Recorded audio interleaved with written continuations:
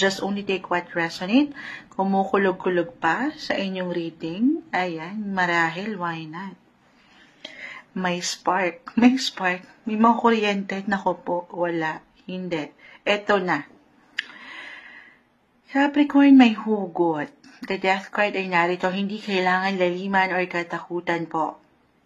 Yes, something will end. Kanina pa yung ending na nakikita ko, guys, sa ilang reading. Marahil kasi merong darating. Actually, ngayon, by the time na napakinggan nyo to, we have a full moon right now in the sign of Scorpio.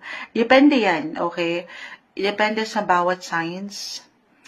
Since na-mention ko yan sa inyo, Capricorn, ngayon ko lang na-mention yan sa haba ng reading natin kanina pa, sa inyong sign lang, tingnan natin saan mag-highlight ang inyong full moon. Okay.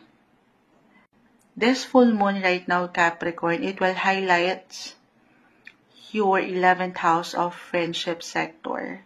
The Three of Cups ay narito, and this one is in reverse. Circle of friends, or kung meron kayong napakalawak ni 11th house. So, full moon is all about endings, guys. The Death card ay narito. Very unpredictable, guys. Emotional. Sudden. Maring itong taong ito ay iwanan nyo ng focus ng higit.